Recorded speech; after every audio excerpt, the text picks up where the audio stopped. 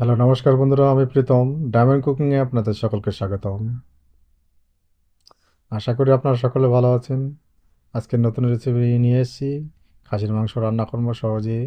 তাই খাসির মাংস রান্না করার জন্য রসুন নিয়েছি, গরম মশলা নিয়েছি, শুকনো লঙ্কা কয়েকটি, জিরে, আর নিয়েছি আমি আদা কয়েক টুকরো।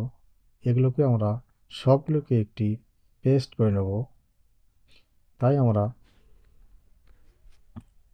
একটি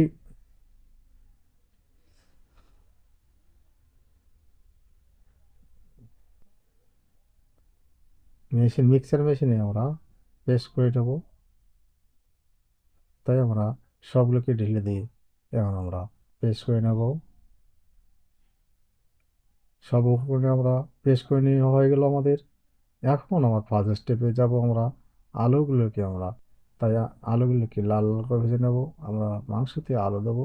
তাই আমার ছেলে মেয়ে সবাই আমাদের আলু পছন্দ করে মাংসতে, তাই আমরা মাংসতে রান্নার জন্য আমরা আলু দেবো। আলুগুলোকে লাল লাল করে ভেজে নিয়ে নিতে হবে। তাই আমাদের আলুগুলো ভাজানো হয়ে গেল। এখন আমরা একটা পাত্রে নামিয়ে রাখবো। আর দ্বিতীয় স্টেপে এখন এখন আমরা যাব ওই কড়াইতে আমরা সামান্য তেল দেব, 100 গ্রামের মতো। তাই আমরা তেল দেব।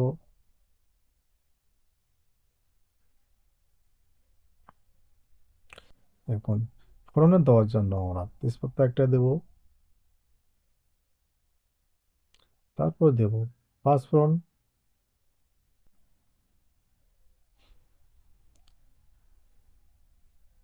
এখন আমরা দেব একটি শুকনো লঙ্কা, দিয়ে আমরা একটু তার ঘ্রাণটা বের করে নেব। দেবো এখন আমরা পেঁয়াজ কুচি। পেঁয়াজগুলোকে লাল লাল করে ভেজে নিতে হবে। আর এখনও আমার চ্যানেলটিকে যারা এখন সাবস্ক্রাইব করেনি, অবশ্যই চ্যানেলটিকে সাবস্ক্রাইব করে নেবেন এবং অল নোটিফিকেশন বেলটি অবশ্যই বাজিয়ে দেবেন। আর ভিডিওটা স্কিপ করে দেখবেন না, ফুল ভিডিওটা দেখবেন, তাহলে বুঝতে পারবেন আমি কিভাবে মাংস রান্না করি। অত সহজে, তাড়াতাড়ি এবং দারুণ টেস্টি হবে এই মাংস রান্না।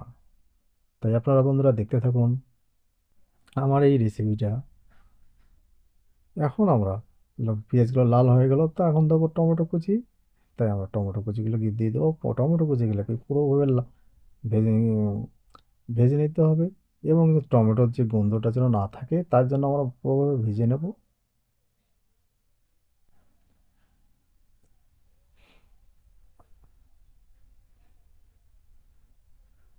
আর এই মাংস রান্না আপনারা বাড়িতে রান্না করে খাবেন, দেখবেন যে কত টেস্ট লাগবে। আমরা ঘরোয়া পদ্ধতিতে রান্না করব, বেশি কিছু আমরা দেব না। তাই এখন আমরা যে মশলাটা পেস্ট করে রেখেছিলাম, গরম মশলা, আদা, লঙ্কা, রসুন সবগুলো পেস্ট করে রেখেছি, সেগুলো আমরা এখন দিয়ে দিলাম। দিয়ে দেওয়ার পর এখন আমরা দেব লবণ। লবণ দেওয়ার পর আমরা মতো দেবো হলুদ। পরিমাণ মতো আপনার লবণটা আপনারা পরিমাণ মতো দিয়ে দেবেন, কতটুকু মাংস সেই হিসেবে দেবেন। এখন আমরা দেবো যে জলটা, মশলার জলটা, ভেজানো জলটা ওটা দিয়ে দিলাম। মাংস নিয়ে কি আমরা হাত থেকে আমরা মশলাগুলোকে ভালো করে ইয়া করে নেবো, ভেজে নেবো। যখনও দেখবেন যে এরকমভাবে তেল বের হয়ে গেছে, তখন আমার মশলাগুলো হয়ে গেছে। এখন আমরা খাসির মাংস 500 গ্রাম নিয়েছি, ওগুলো আমরা এখন ঢেলে দেবো। এখন ঢেলে দিয়ে আমরা ভালো করে কষিয়ে নিতে হবে। কমসে কম আপনাদের 4-5 মিনিট আপনারা এইভাবে কষতে থাকবেন। কষলে যে মাংসর যে গন্ধটা, একদম গন্ধটা থাকবে না, খাসির মাংসের গন্ধটা থাকবে না। আমরা এরকমভাবে নাড়তে থাকবো, একটু কষে নিতে হবে। আর আজকে বন্ধুরা দেখুন আমাদের মাংসগুলো কি, মাংস কিন্তু খাসির মাংস চেয়ে আমাদের চর্বিটা বেশি আছে আজকে। খাসির মাংস চর্বিটা দিয়েছে, তাই আমরা চর্বিটাই নিয়েছি আজকে, চর্বিটাই রান্না করবো বেশি করে। তা আপনারা দেখতে থাকুন, খুব সুন্দর হবে রান্নাটা। রান্নাটা খুব ভালো হবে। আপনারা বাড়িতে বানাবেন, দেখবেন যে এত সুন্দরভাবে খেতে পারবেন যে সব কিছু দিয়ে খেতে পারবেন আপনারা। আপনারা রুটি দিয়ে খাবেন না, ভাত, গরম ভাত দিয়ে খাবেন, না অন্য কিছু দিয়ে খাবেন, সেভাবে টেস্ট করবে।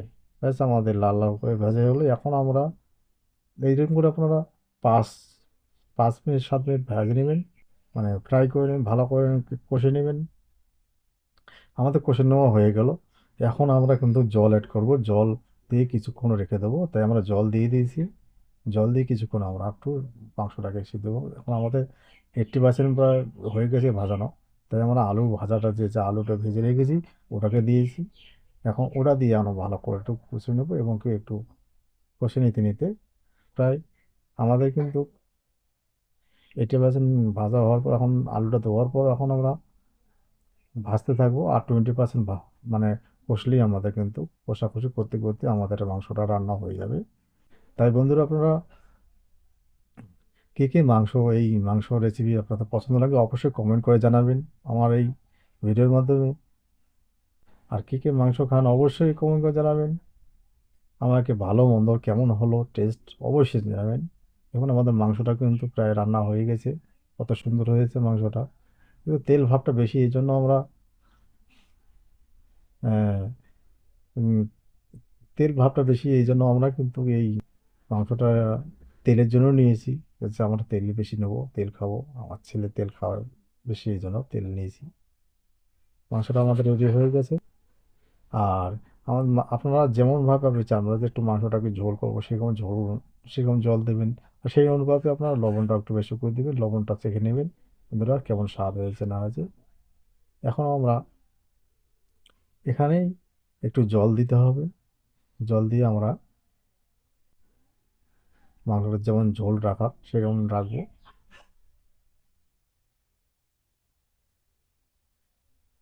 ব্যাস, দেখুন আমরা ঝোল বেশি রাখবো না, তাই আমরা অল্প ঝোল রাখবো, এই জন্য দেখেন কত সুন্দর হয়েছে। আপনারা এরকমভাবে আপনারা পরিবেশন করে আপনারা গরম ভাতের সঙ্গে রুটির সঙ্গে খেতে পারবেন। আবার দেখা হবে বন্ধুরা পরবর্তী ভিডিওয়ে আসছি, আবার নতুন কোনো ভিডিও নিয়ে। আপনারা দেখতে থাকুন, সুস্থ থাকুন, শুভকামনায়। Tata, bye bye.